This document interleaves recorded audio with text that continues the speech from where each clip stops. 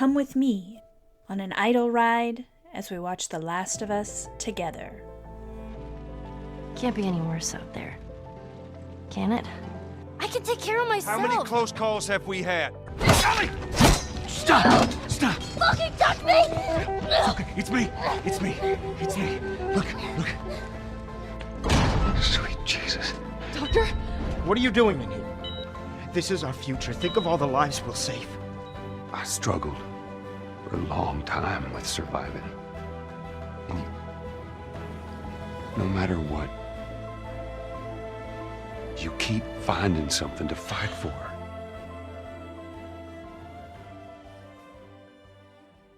Welcome to Idle Ride, a podcast dedicated to casual enthusiasm for all things pop culture. I'm Marcy, your host, here with my chosen brother, Paul. Hey, I'm Paul. To discuss the fourth episode of The Last of Us TV series, titled Please Hold My Hand. Our live reactions to the show will be available as bonus episodes if you would like to watch along. So that last episode was definitely a beast of an episode. Heartfelt, movie length, but just a very contained story. We only get a little bit about Joel and Ellie at the beginning and a little bit at the end. This episode is 45 minutes long.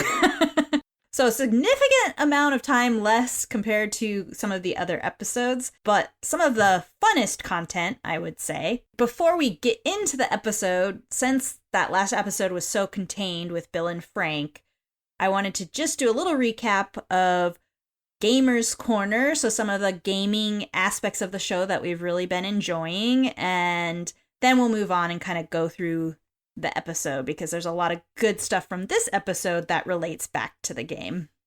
Yeah, so we're not going to do a top 10 list. I think it's just whatever comes to our mind, right? Right.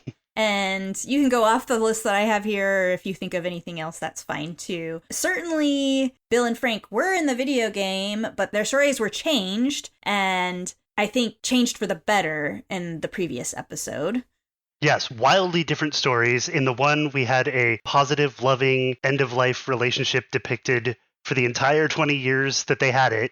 And then in the game, it was they had already broken up. They were bitter. Frank had killed himself, and Bill may or may not have been aware of it until he saw the body and cut him down. A very different story there. I'm really glad that they chose the ending for them to be different, but still chose to tell the story of Bill and Frank. Yes, they were important to Joel to get stuff that he needed to continue on his quest to bring his cargo to the Western United States. And then, I don't know, Paul only said this one time, but I just can't stop thinking that the backpack is the true hero of this show and in the video games, and all video games practically. Every game that I played, you're shoving all your shit into a backpack. This stuff saves your life routinely. The only time you don't see somebody not wearing a backpack, it was Frank when he gets caught in that pitfall. Otherwise, everybody in this world has a backpack because you don't know when you're going to have to get up and run from a zombie. Which I was thinking about that. I slightly had to change whether I trusted Frank from that, because he's alone and without a backpack, which means that he got split up from his people real fast. And I don't know if most of those circumstances you would forget your backpack unless you had pissed somebody off. Yeah, and in what circumstances wouldn't you have your stuff on you? I would even sleep with it on or right next to me. So yeah. If you got surprised, you just pick it up and you run off with it. Yeah, it's a bug out bag. Exactly. How could he be walking towards, he was walking towards Boston. How could he be walking all the way to Boston and not have a single thing on him? I still believe, like I did last episode, that he was watching Bill and basically decided that the best way to get Bill to actually get him to take him into his compound was to not have anything on him. You're right. And that's he did a Back to the Future where he spied on him and then feigned an injury. Yeah, exactly. To get into the house. Well, that could be part of the reason why he took so long to answer, well, I did have stuff, but I don't have it right now. Also, to go with your backpack point, in Pathfinder 2E, there's a feat you can get called Prescient Planner. And when you use that feat, you can just pull whatever you need out of the backpack as long as it's not a certain amount of gold, so that you always have the hero backpack. Must be kind of like there's a feat in Fallout where you find more shit in boxes and stuff. The looting abilities. Maybe Frank's just maxed out his looting ability. I don't need a backpack. I can just...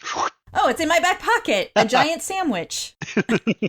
Another important element that they've kept in the show is Ellie's switchblade, and they show that she's very deft with it by flipping it around, and we're gonna see more of it later. Yeah, we've got the switchblade. She's murdered a zombie with the switchblade. We saw the rage on her face when she was doing it, which corresponds to many scenes in the video game where she comes out of nowhere, saves Joel, stabs somebody with a switchblade. So it's nice that they're sticking with all these classics. And I expect to see more of it.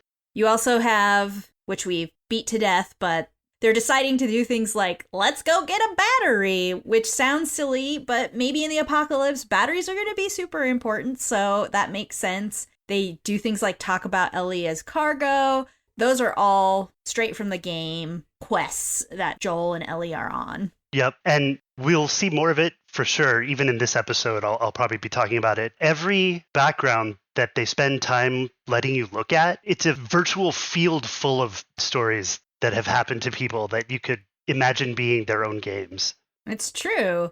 In the Bill and Frank episode, when you see the mass grave with all the people there could have potentially been one person that escaped right in that moment, and that's a whole new story that you could play in some video game. I also love that they kept the color palette from the game. Yep. Talked about that a lot. Those bright, vivid greens with the grays and browns of the broken down buildings.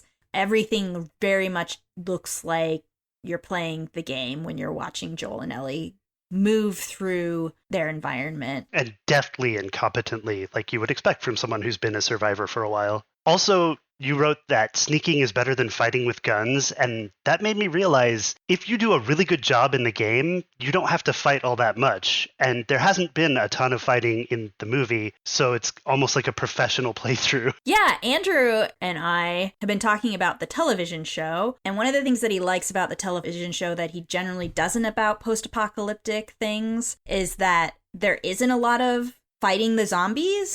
I mean, we're 4 episodes in, and you've gotten a couple of little tastes for it. Like the scene in the museum and her seeing the zombie and stabbing it are like the closest we've come to fighting the zombies.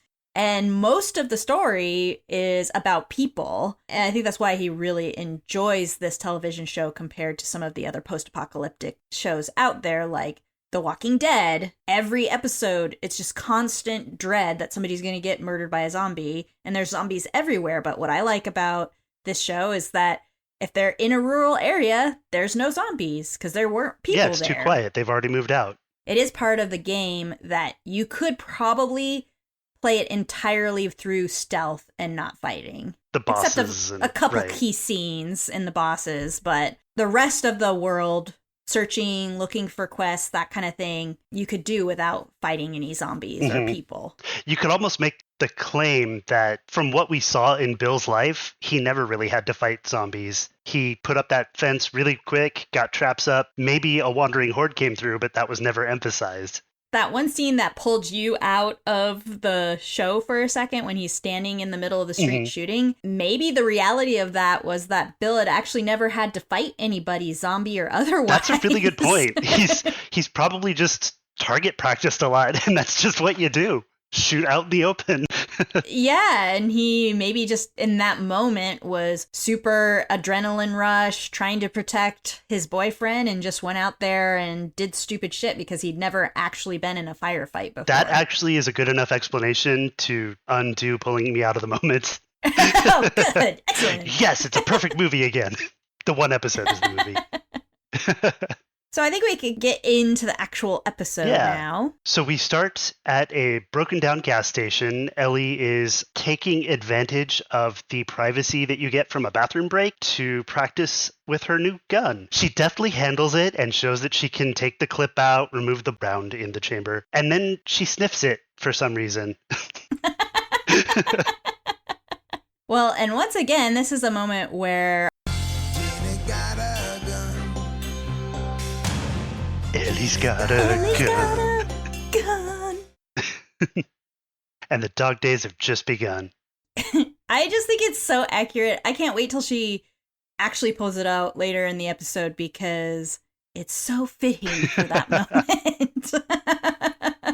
So she pulls out the gun. It's obvious that she actually knows how to use the gun, which I think you mentioned that she's looking at everything, making sure the gun is in good working order. It's nice that they give you this scene that she's competent with it, or at least fairly competent with it, because she's been taught how to use it by Fedra. Right. One of the few skills that they have bestowed upon people that they don't really let leave the QZ, but I guess they might want soldiers out of them someday anyway. Yeah, I kind of assume, like we talked about before, that Fedra's just kind of a training ground for their troops, the orphanages in particular. Yeah, and it would make sense that she would have a very different life if she stayed at that Fedra camp and became an adult than Joel has as an adult who made it there and already had a way to survive and wasn't particularly affiliated with them. Fedra's taking advantage of the fact that there's going to be a lot of orphans in this world, and you've got a lot of young minds that you can now mold to whatever you want them to learn. Which is not how to defeat the zombies. No, it is not.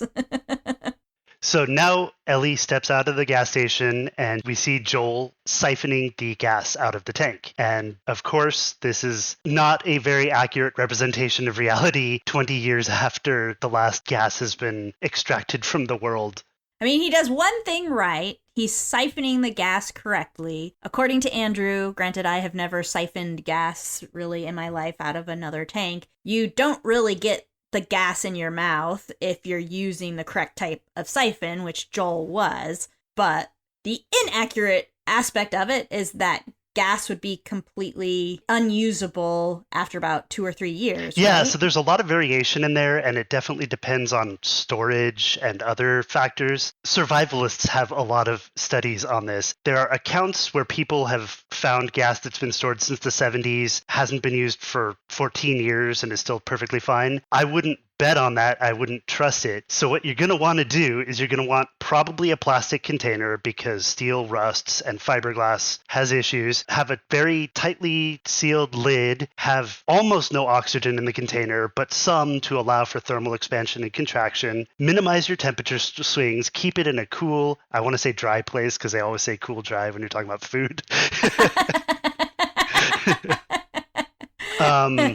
There are things called gas stabilizers. Stabil is one of them. And if you use some of that stuff, you can probably get it to last 3 years reliably. You want to do that to fresh gas, not stale. And the way that you can tell that gasoline is bad is 1, it has a sour odor. And 2, if there's any gunk in there, like tarry residue, if it's darker, blacker, and full of particulates, don't use it. It's going to ruin your vehicle. I mean, if you need to get out of your current situation, yeah, but you're going to ruin the car. And this was your episode of Paul's Pathology. I like how we call it Paul's Nothing to do with Pathology, biology. but now it's just like, yeah, exactly. It's just your science corner, basically. I am curious to think about Fedra. Certainly has some sort of infrastructure there. So there are some oil fields and things in Texas and different locations like Alaska. I feel like it would be an immediate necessity to get to those locations and secure them and start getting gas if gas is going to be your main mode of being able to go places. For sure. Oh, and there's also the process of re-refining, which you would definitely need competent chemists in your group to do it. So re-refining, an oil field would just be making new oil come out of the ground, but re-refining would be taking the old gas and cleaning it to make it better? That's my understanding, yes. And that probably means new additives. Ethanol is often added to gas these days, which is actually a bad thing because it makes the gas go bad faster because it decays faster and because it's hydrophilic, which means it sucks up water. So if there's any condensation, it'll go into your fuel, and you don't really want water in your fuel. Yeah, I will occasionally in our garage get water in my fuel line, and then your car doesn't really start because it's trying to combust, but water is getting in there at the same time and not allowing the combustion to take place in the engine.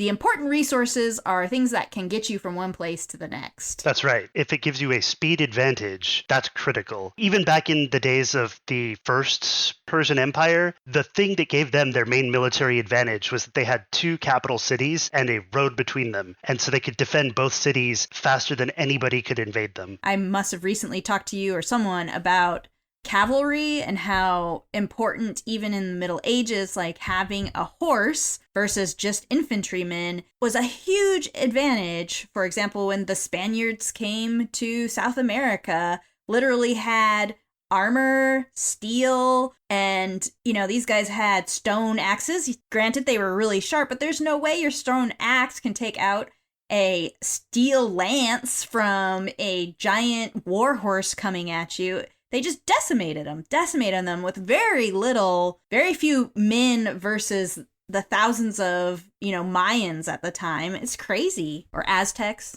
I wasn't going to correct you because we're idle ride. But I do think it was Aztecs, yeah.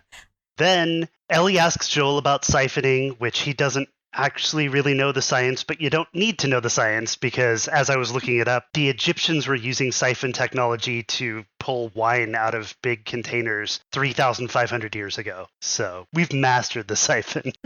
Yeah, you don't need to be a scientist to siphon stuff. In revenge, because Ellie wants to go not be bored and Joel won't let her, she pulls out her joke book. I think it's cute because it's one of those moments where he tells her she can't leave him because he wants her to be within his eyeball range so he can protect her. And then, yeah, the joke book. It's amazing. We've talked about this. We've been waiting for this, and it did not disappoint in the episode. I'll tell you that. And this is our natural reaction. Boom. The joke book makes its appearance. Yeah. He's like, I have not had humor even with Tess.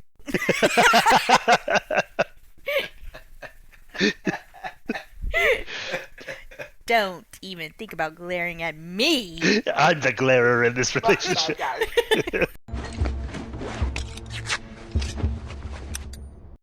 Partially, it's hard to understand what we're laughing at, but we're just laughing at the jokes that she's telling.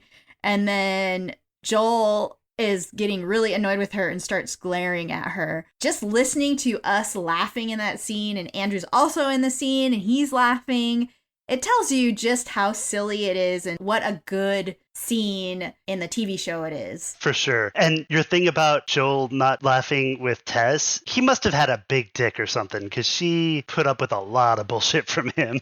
Oh, yeah. He provided her with what she needed in an apocalypse, which was protection and someone to watch your back. And he does have a good heart. Even though it's like in Kipo in the Age of Wonder Beast when Wolf is talking to Scarlemagne and she's like, it's deep, deep, deep, deep down. She says it like 4 times, and then Scarlemagne repeats it later in the series the same. There are people who have had to do things to survive in a world that's not very hospitable, and you do bad things, but deep, deep, deep, deep down, some people are still empathetic, and Joel's definitely one of those people.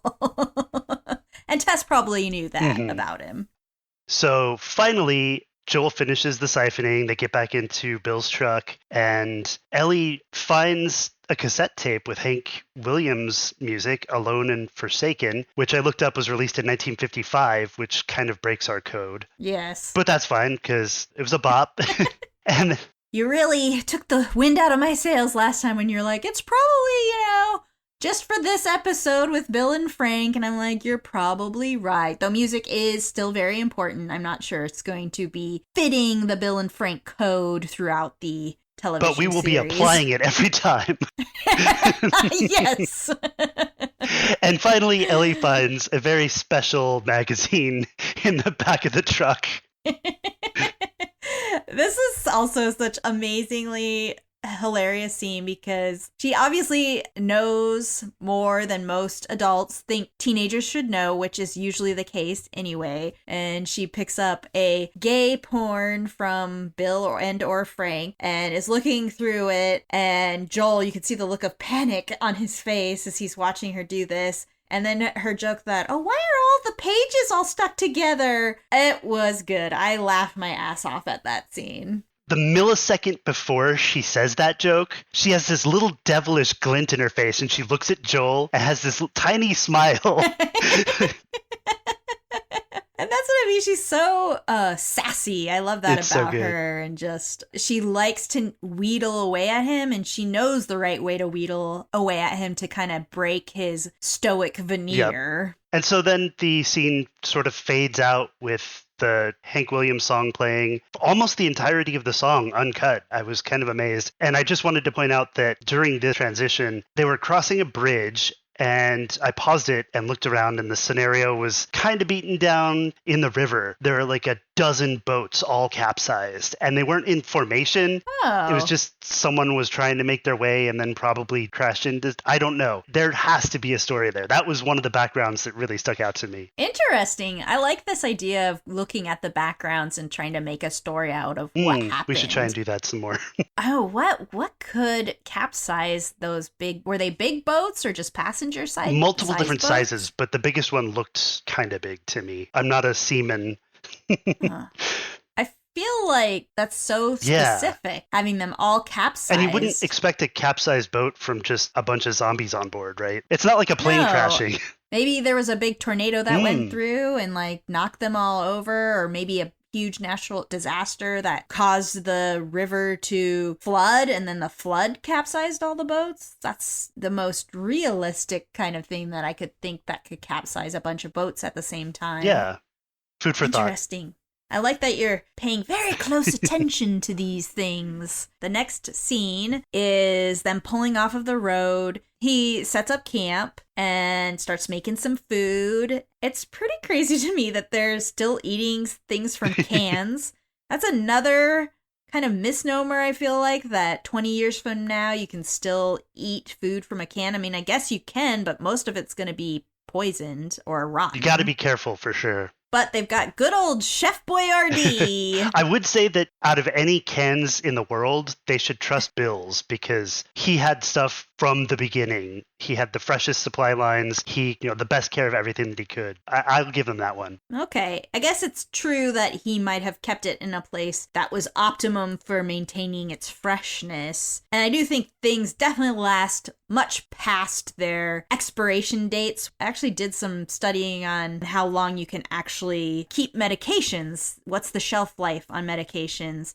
And it's certainly a significantly amount longer than the expiration dates that you get on pill bottles. I have also looked into that. I have a bad back, but I only throw it out occasionally, so I'll get like the high level of pain medication, but then I don't need it for 4 or 5 years, and suddenly I'll throw my back out and be like, fuck, I need some muscle relaxer, and I'll look at my muscle relaxer and it's 4 years old, and I'm like, So I often will do that kind of research. And I guess the efficacy of it it lessens. So the farther away you are from your expiration date, the less you're going to have effectiveness from that medication. Yeah. It just maybe won't work as well. Yeah, I definitely think that there's kind of a scientific basis for that, because everything eventually goes bad. Why does it go bad? Oxygen and off-gassing. Basically, a solid pill that's away from the sunlight, but like in a very minimum oxygen atmosphere, where's that product going to go? What's going to happen to it? The more inert that you keep something, the more it's going to just stay the same. It's interesting how some people are super obsessed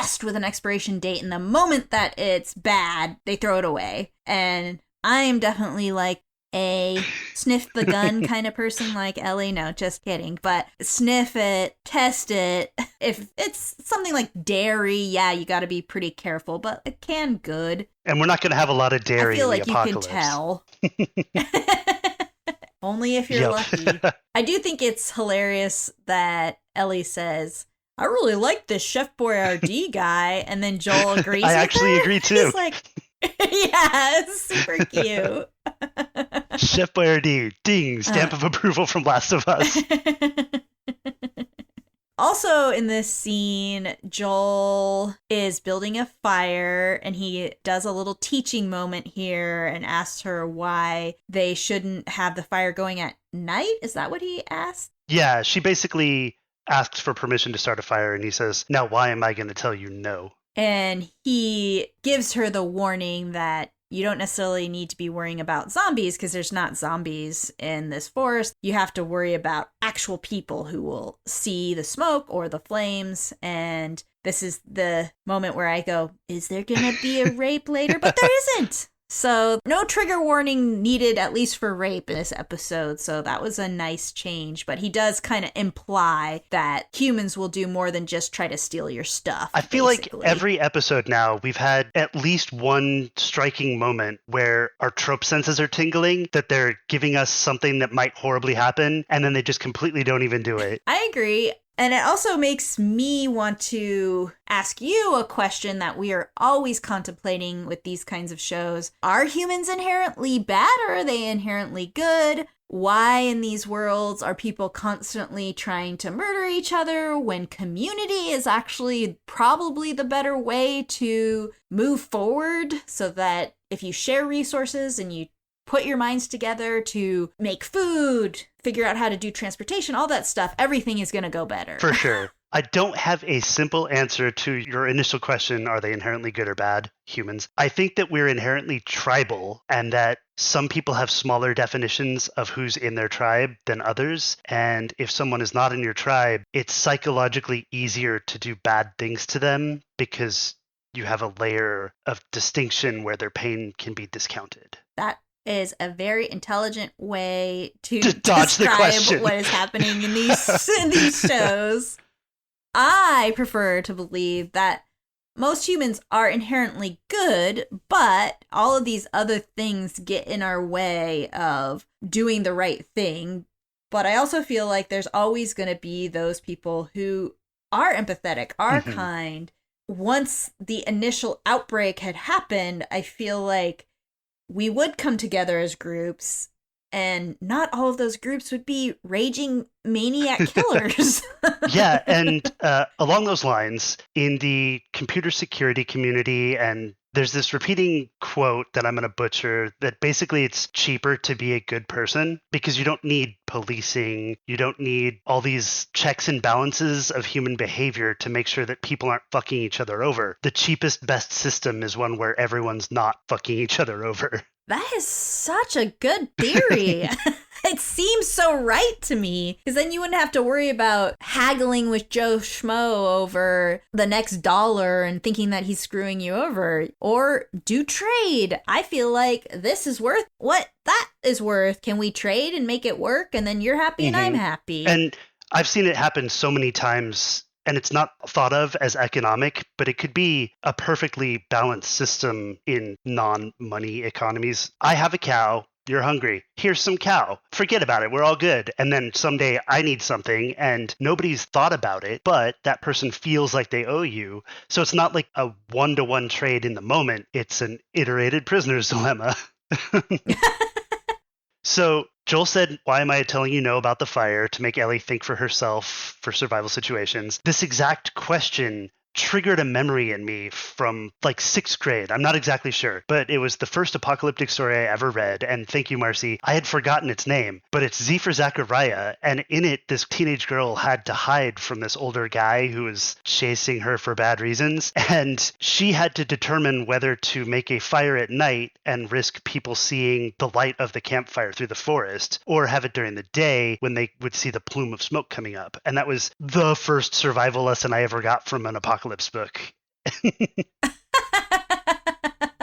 I remember reading that book for Battle of the Books, so it's fun to bring these stories into our show. I remember reading that one, and it's interesting that you actually learned a survival strategy during a book like that. I'm trying to think if I've learned a survival strategy from like a fictional novel.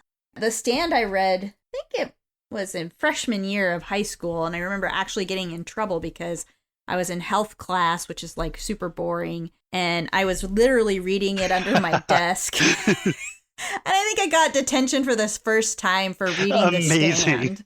You're too literate. But I don't remember there being any survivalist knowledge in there. Maybe the overall arching stuff that I've been talking about, which is gathering the people who know things instead of the people who are the most violent and covet those people who know things and those books that have the knowledge that you need to start reusing all of the old technology. That's right. Covet your neighbor's smart people. The one ability that you really need is to be able to learn new things, I think. And that's one area that me and all my friends seem to have, the ability to look at references and actually take the information from the references in the books and apply them to real life. Another great part of this scene is when it's kind of a side note. You probably would have maybe even missed it if you weren't paying attention closely, where Ellie says that her sleeping bag smells good. And Joel grumbles that it's probably Frank's then. You know that Bill was pretty stinky because he was the grumbly, gruff guy. And we know that Frank told him to take a shower. Yes, which also means that Joel's sleeping in Bill's stinky sleeping bag, which is even funnier. And we get a great little moment with these two when they tamp down the fire and Ellie's laying in her sleeping bag and she turns to Joel and she starts talking to him. So let's listen to that scene. Joel! What? Can I ask you a serious question? Yeah.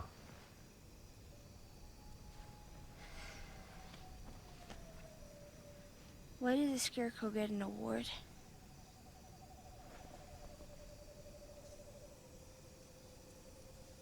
Because he was outstanding in his field? You dick! Did you read this? No.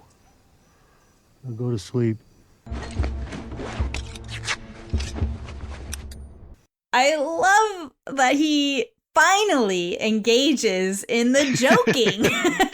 He's finally a part of the club of bad punners. It just means that he's finally starting to open up to her. He is experiencing a little bit of a dad moment here. You're pretty sure that he made these kinds of stupid jokes with Sarah before all of this happened. So it's just a very sweet moment. And when you're looking at their faces, you see him kind of like grinning, but she can't see him. He tells her to go to bed, but you can definitely see that he's enjoying that moment. That's the first time you've really seen that twinkly light in his eyes of he's having a little bit of fun. It's probably been the first fun he's had in like years. Camping under the stars, telling silly jokes. And part of me believes that when she asked him that, of course he knew the answer. He probably knew the answer to the other puns as well, if he was thinking about it. But he probably did the math in his head of like, I could let her tell this joke, or I could take it from her.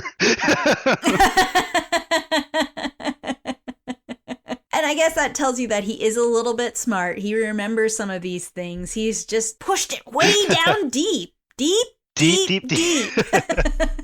And once we get to this moment where he's connecting with her, I started to think about all of my favorite types of movies and television shows. And I realized that this type of trope, the man protecting a small child or the woman protecting a small child, is one of my favorite types of movies. I'm going to just give you a list because I couldn't believe it when I started actually thinking about some of my favorite movies of all time have this trope in them. So I've already talked about Aliens. Yep. And in Aliens, we've got Ripley protecting Newt. Literally one of the most famous lines ever said, "Get away from her, you bitch." You're right. Is in it. Then we got another one of my favorite, Denzel Washington, Man of Fire, protecting Dakota Fanning. She's this cute little girl. She gets kidnapped and he goes on a fucking revenge rampage. One of my favorite scenes of all time is his shoving a bomb up somebody's asshole to get him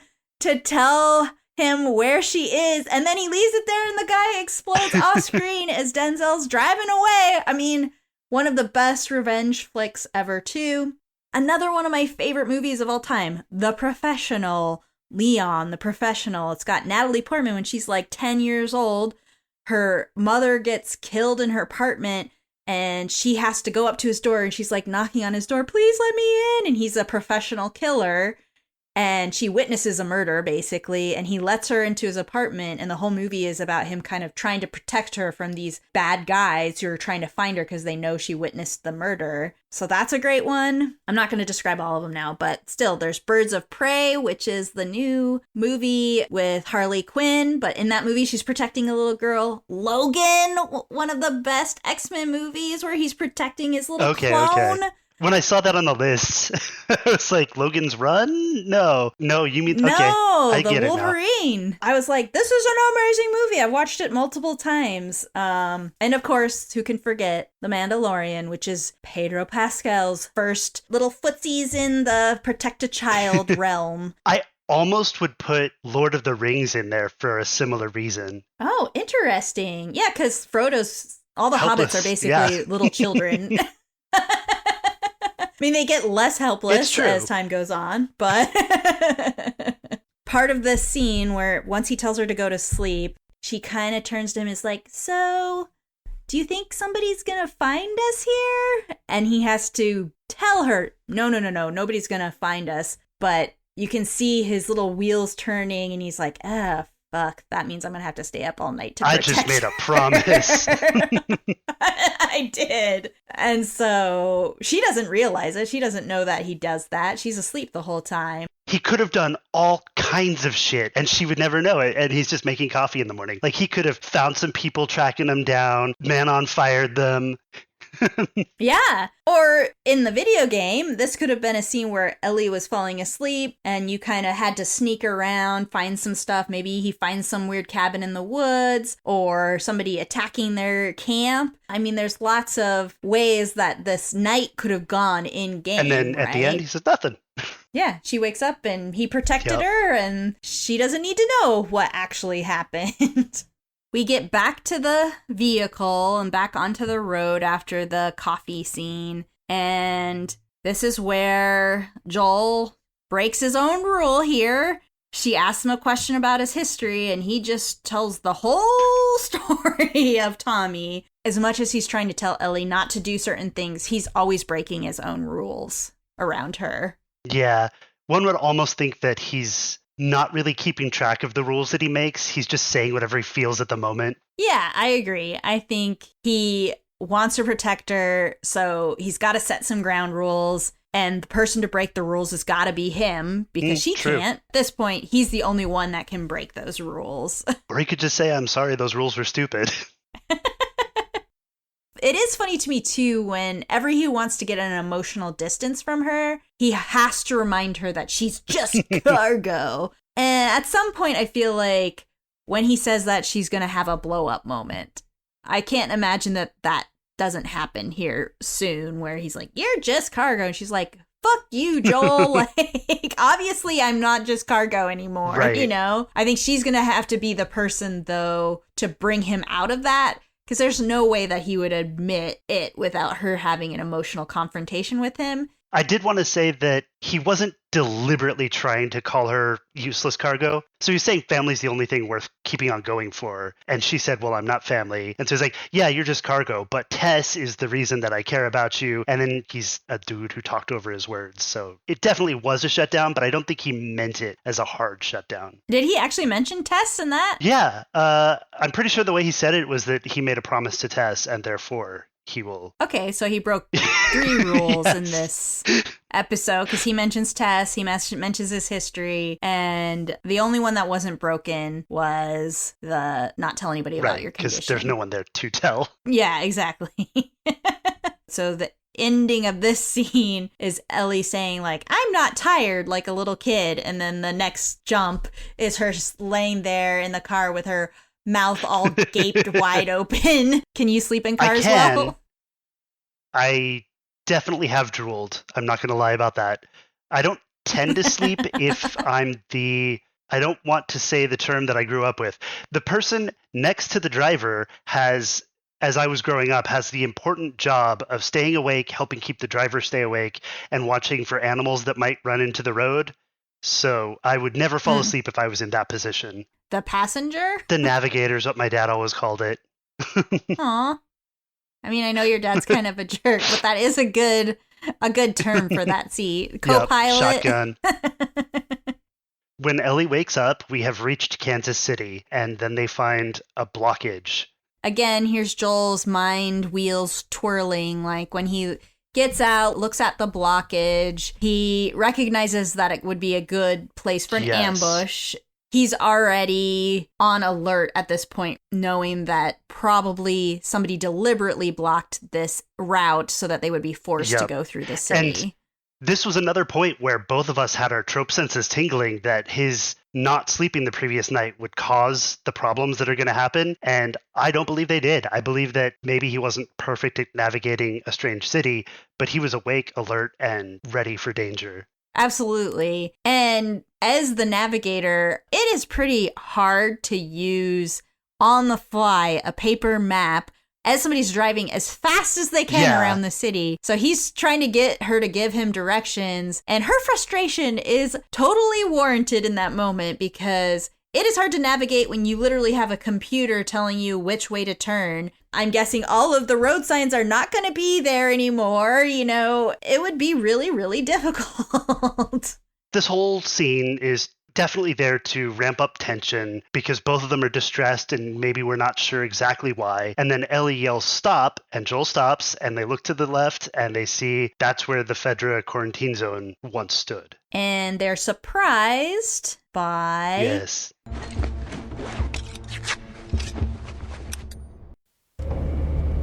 Where the fuck is Fedra? Hey! Please help! Put your seatbelt on. Are we gonna help him? No.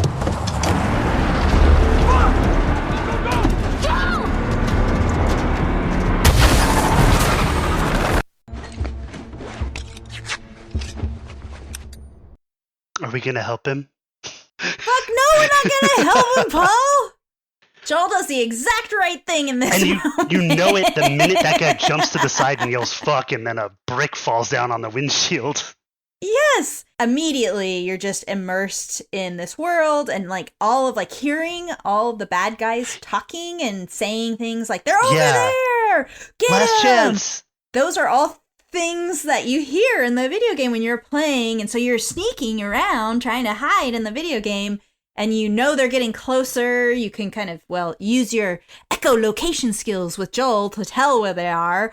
They make it seem like the game, but it's also got a lot of elements that are very cinematic. Yeah, I don't think that people who would be coming into this fresh are missing out, but I definitely felt extra immersed and pulled into the moment because of the way that people are calling out sounding exactly like the game. Yeah, absolutely. You're just like, ah. It's this weird feeling, I'm feeling it right now just talking to you about it, where it's like nostalgia mixed with anxiety. I get really into the games. So when I'm playing, I play so poorly partially with the controller, I think, because I get so into it that I can't accurately react because I'm so emotionally involved. I'm like, I don't want these people to die. Like, don't get seen. You know, I'm just so into it. So I have that same feeling of anxiety, nostalgia, love for the characters, I guess, too. So you just don't want anything bad to happen to them. I think they do way better job in The Last of Us than in something like The Walking Dead, where you're just constantly feeling that level of dread. Whereas here, it's more of an anxiety than a dread, because in Walking Dead, you just know people are going to die.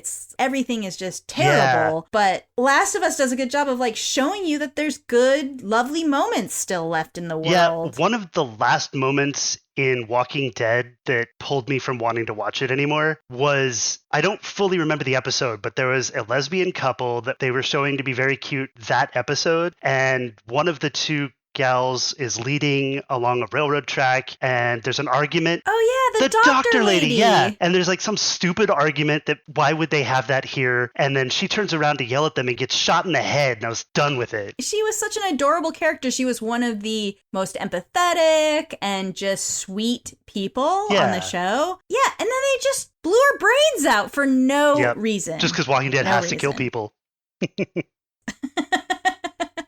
In that same scene, so they crash, all of the bad guys are coming for them. Joel looks at Ellie and he sees that there's this small opening in the wall and says, get in there, hide, don't make any noise, and don't come out for any reason. And this is another very game-like moment where he can't fit through that hole, so he sends her through the hole to hide. No hostage situation if she can't be grabbed at. Exactly, and just a classic scene from the game where she can get somewhere where Joel can't and has to, well, eventually help him, as we'll talk about. Also, Pedro's voice is growing on me. When he's talking to her with a deep, sexy-ass voice, I'm like, all right, I guess I don't mind that you don't have a full-on Texan accent. I can give up on that because you're an amazing actor and you're doing a great job in this television show. And your voice is so soulful. Yeah, I don't know if you should do that again. Yeah, try it again. See if you can get some Pedro action happening. I don't think I can. He's turning all red. He's blushing right now. You tried. You got a little bit of Batman in there. Yeah, I feel like. Definitely more Batman. We're at this point now where he misses someone coming from behind him and gets into a melee altercation and ends up being on the losing side of this fight. And the other guy is choking Joel out and saying some fairly nasty things about how he's going to kill him. And this is when Ellie has to make her choice. Gun or switchblade? Gun or switchblade. And literally, she's holding them both in her hands. She pulls out her switchblade, trusty switchblade. I would have gone with that, I think. But, I mean, a gun is more deadly. So she chooses to go with the gun. And we had some really good reactions to this scene, so I'm going to pull that up.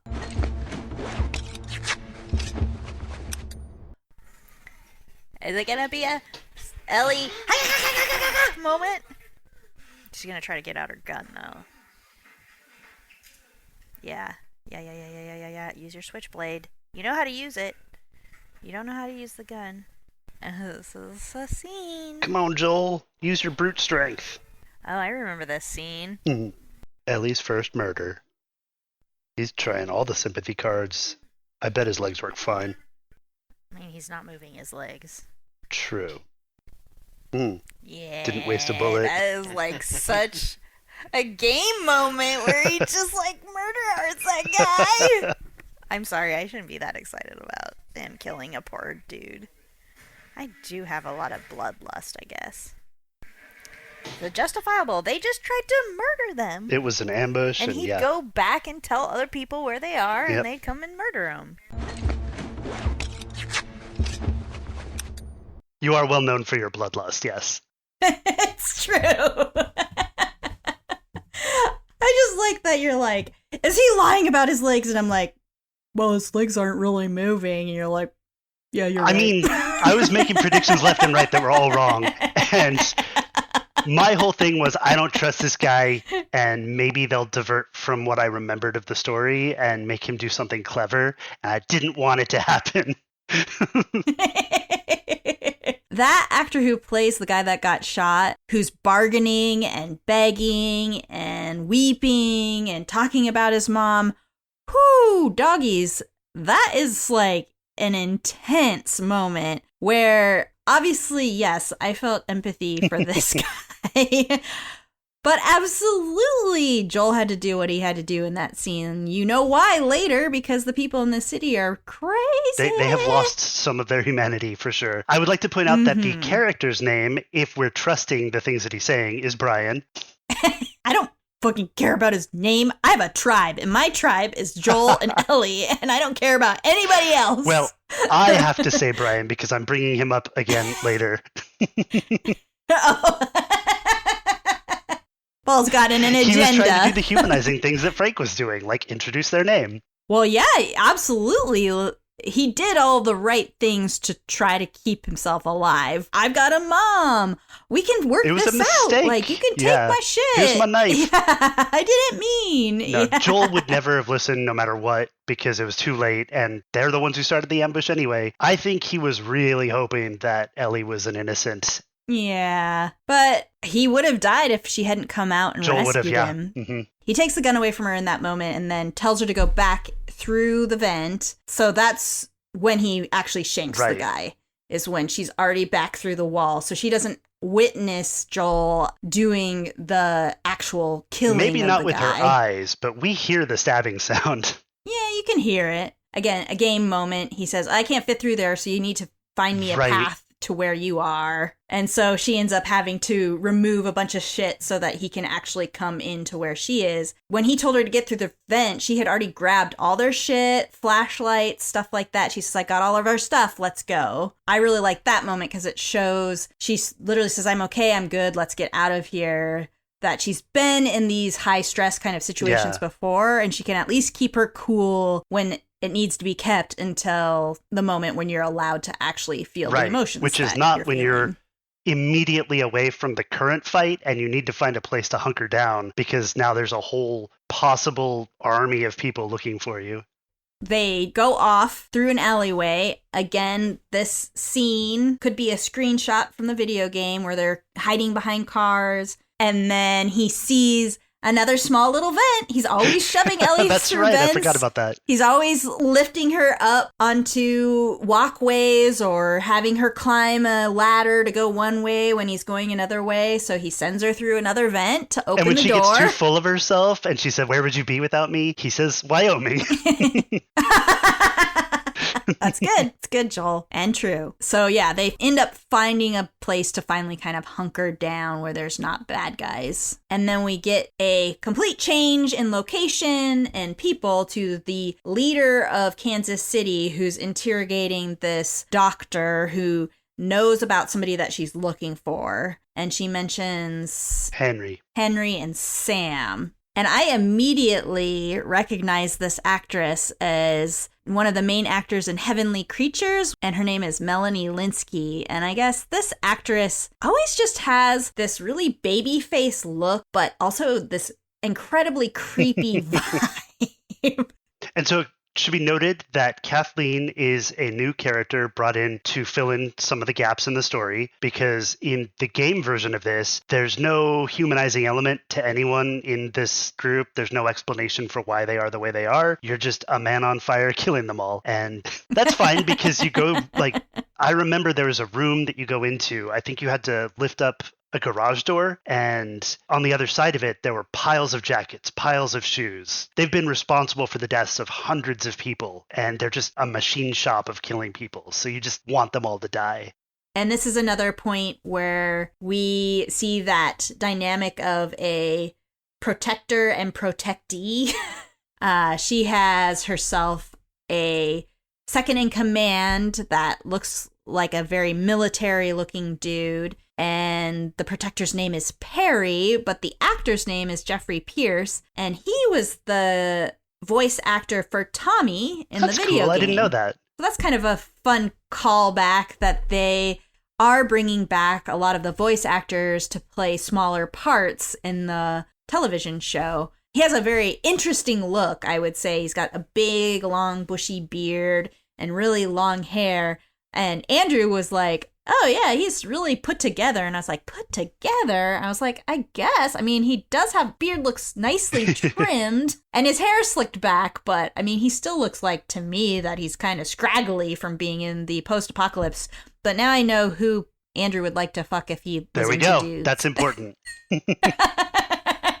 And another leader that's a woman. Mm-hmm. So that's every single major group has had a woman that's in the leadership role. I thought it was kind of amusing when Kathleen saw that Brian was going to die and they said that a doctor couldn't help him. She's just like, well, what the fucking good is a doctor then? And just goes and murks him. I'm not sure if I buy her as a leader so much, but I mean, I guess the actress pulls it off pretty well. She's definitely got a creepy vibe, so that's good. I think maybe she does a good job of being someone somewhat thrust into the position of leadership when they needed a revolution to get out from underneath the boot of Fedra. And she's kind of come to this point where she's forced to act super militant, even though maybe she wasn't always like that. So I guess the actress is doing a good job of playing that type of role if that's what she was going for. Yeah, because Kathleen will not give up an opportunity to talk about her brother. And I think that gives her a lot of sympathy points with that group, at least for now. In all reality, is that really what's the most important thing that you should be worrying about? Oh, no, but these people are weird. It's true. It's true. We get another scene cut back to Joel and Ellie. this scene in particular, I feel like, shows a man being vulnerable, reaching out to a girl, asking her if she's okay, asking her if she wants to talk about things. And I just saw this as someone who's generally not good with feelings, but he attempts it in this moment for her. And it's super adorable. Yeah, and rightfully so. He blamed himself for putting her in that situation. Obviously, combat is chaos, and he couldn't be expected to handle every situation. But, and I'm going to keep bringing it up even though it hasn't been fully said yet, that guy snuck up on him because of his hearing loss and his refusal to admit that he has vulnerabilities. It's true. At this point, he's trying to protect her, but in trying to protect her, he's refusing to use her as the asset that she is to him, which is as a lookout. Mm-hmm. So you're right. I think he apologizes. He asks her if she's all right. He gives her the opportunity to talk about it if she wants.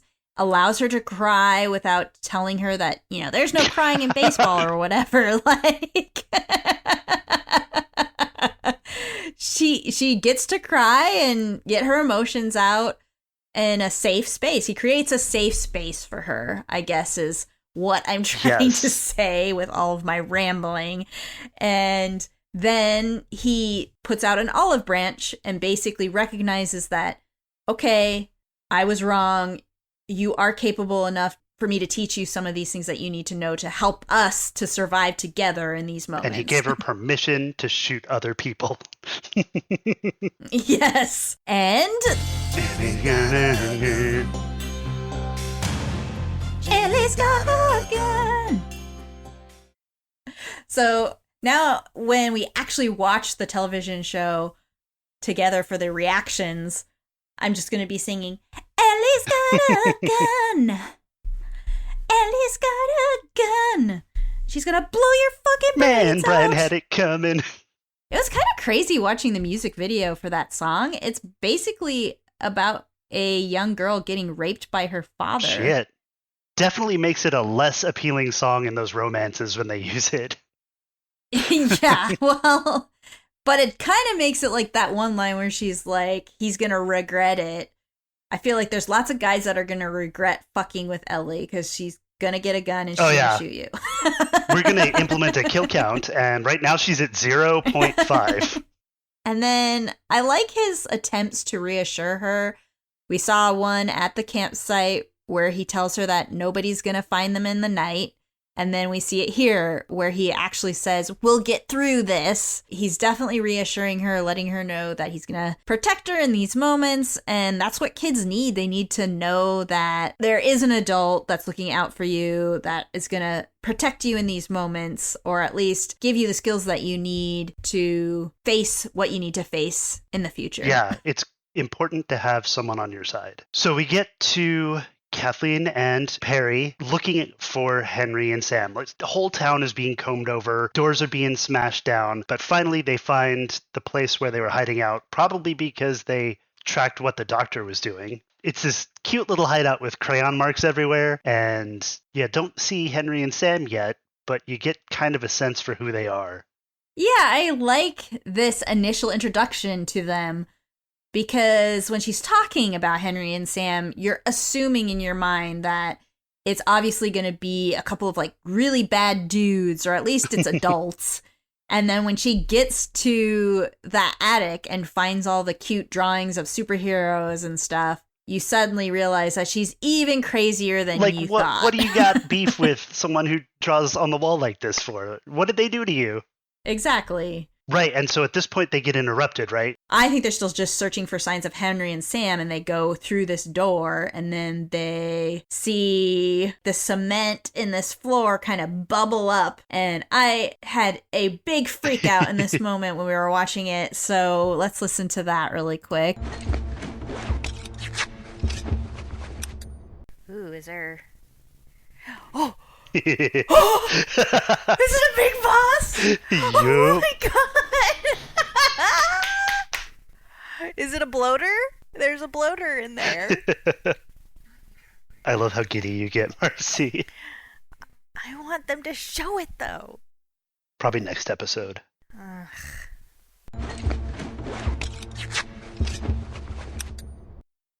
My disgust at not being able to see the bloater. I want the bloater now. Was so clear. It was so clear. Even I can just like imagine in my mind that scene. I was so waiting for that to just like pop out in that moment, but of course they weren't going to show it. Like I understand, but still, it was a nice little teaser for what was to come in the upcoming episode. Yeah, you got fully bloater fluffed. Ew. Like now I'm just like imagining like completely fat, obese Pannus with somebody underneath it going fluff, fluff, fluff, fluff, fluff, fluff, fluff, fluff your Pannus. Well, and now you're going to have to tell the world what you mean by Pannus, because I don't believe that that's common knowledge. Yes. So at work, I will often be working with very large individuals, and when you get very large, your stomach will get really big, and then it will create this piece of your stomach that hangs down really low over your pelvis, and that large piece of fat is called a pannus. And the reason it has a separate name is because often it will have issues with getting like skin infections, and like there's lots of skin breakdown that happens underneath the pannus. And so there's a lot of care that goes into somebody who is morbidly obese in the hospital, because you can get lots of bad things happening in all those skin folds that are hot and wet, and then the skin breaks down and you get infections and disease and fungus, and all kinds probably. of stuff. So yes, fungus. Maybe that's where it started. I'm not trying to shame anybody for anything, but my brain definitely, when I think of bloaters, obviously the bloaters were rather large looking zombies, and then I just imagined a pannus being flopped. Sorry if that offends people. If it offends you, just also know that you've just been granted a new word that might show up in the New York Times crossword puzzle someday. So there you go, Pannus. So I guess I jumped ahead earlier when I did the joke about where would you be without me, because this is where I believe that happens. It cuts to Joel and Ellie. They have the idea of going to the tallest building that they could find with the routing problems that they have of being chased. So they get to that building. That's how she gets them into the building. And then they have to go up as many flights of stairs as they possibly can before Joel's too tired, which is the defining reason for where they end up camping tonight. I love how often they show that Joel is just old. And I don't think the actor is as old as they say he is, because you learn that Joel is 56 in this episode. But there is a thing that we like to call old man strength, that sometimes old guys just, they still have a lot of testosterone and they can pull out some old man strength. That's just what we call it. And he definitely has that ability to do that. So also in this scene, Ellie asks Joel specifically if he's ever done what that guy did, which was pretend to be hurt and then take people's stuff. And he said, both sides. You and I had the same notes for this. The nothing like a good poop joke to solidify friendships, right? Yeah. Well, we'd fit in that moment for sure if we were part of this group. Oh, diarrhea joke. Check. I was thinking we could almost put that in our list of things to do when vetting new people. Just tell a poop joke and see what they do. If they're like, that's offensive. Sorry, you don't get to be in our compound. We might trade with you still, but we're not going to be friends. Actually, that's all we need. We don't need any of that other Just stuff. Just poop humor. Thinks fart jokes and poop jokes are funny. And then, yeah, finally, the moment that I had been waiting for since the first minutes of the first episode. I'd just been wanting to see Henry and Sam. I remembered in the game teaming up with them and getting along great, and it was just such a good chemistry in the game that I knew it would be awesome in the movie. And we don't get too much of that in this episode because Joel and Ellie get ambushed in their sleep because the glass trick didn't work, and Joel wakes up with a gun in his face, and little Sam going, shh. I think it was a very dramatic end to the episode, but shows us that Joel's going to have some more kids to protect in one little clip. Because you know he's not going to kill a child. Of course not.